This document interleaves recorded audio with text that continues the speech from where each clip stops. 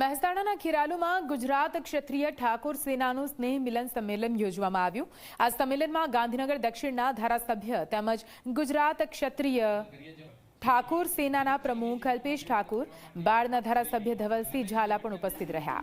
જેમાં અલ્પેશ ઠાકોરે સંબોધન કરતા જણાવ્યું કે મેં વ્યસન મુક્તિ માટે પ્રયાસો કર્યા છે। તેમજ વધુમાં સંબોધન કરતા તેમણે જણાવ્યું કે ગુજરાતમાં સૌથી મોટી સંસ્થા આપણા સમાજની હું ગાંધીનગરમાં બનાવવા જઈ રહ્યો છું। તેમજ વધુમાં તેમણે જણાવ્યું કે રામ મંદિર પીએમ મોદીના કારણે શક્ય બન્યું છે। હું કોઈનાથી નથી ડરતો। મારો આત્મા મારો સમાજ છે। હું પાર્ટીના શિસ્તમાં રહીને સમાજ માટે લડી રહ્યો છું। હું સમાજ માટે સરકાર પાસે 100 વીઘા જમીન માંગવાનો છું। સમાજ સમજુ અને શિક્ષિત બને। આવનાર એપ્રિલ માસથી હું ફરીથી સમાજ વચ્ચે આવવાનો છું।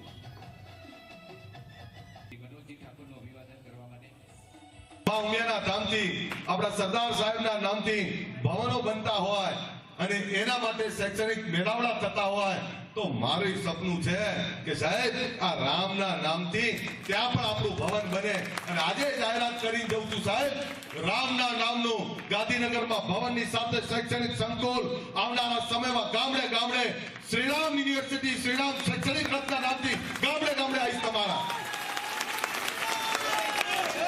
અને રામનું મંદિર ને રામના મંદિરની સાથે રામના નામે શૈક્ષણિક સંકુલ એ જ ગાંધીનગરમાં બનાવીશ જ્યાં હું ધારાસભ્ય છું સાહેબ, આપીને જવાનો છું।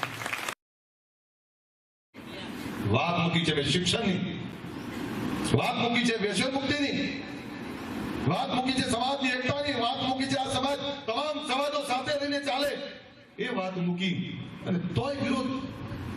દારૂબંધીની વાત કરું તો કેટલાક એવું કે પોટલી વાળો અલ્પેશ ઠાકોર, કેટલાક એવું કે આ તો એ પીતો હશે। જો દારૂ પીધો હતો તો તમારી વચ્ચે ઉભો ના રહી શક્યો હતો। હું પણ ખૂણામાં ક્યાંક પડ્યો હોત, ક્યાંક ઉકેડામાં પડ્યો હોત। અને સાહેબ આ વિચાર, આ સંસ્કાર મને મારા બાપમાંથી મળ્યા છે। કેટલા અડ્ડા બંધ થયા એ ક્યારેય ગણવા નથી નીકળ્યો, પણ કેટલા લોકોએ દારૂ બંધ કરે તો એનો આંકડો માંગતો સાહેબ, એનો આંકડો તાકાતથી આપીશું અમે। ગામડે ગામડે વ્યસનો છોડીને યુવાનો ધંધા રોજગાર તરફ વળ્યા છે, સારી ખેતી કરતા થયા છે, સામાજિક રાજકીય નેતૃત્વ કરતા થયા છે, એમની પેઢીને ભણાવતા થયા છે। આ બદલાવ છે।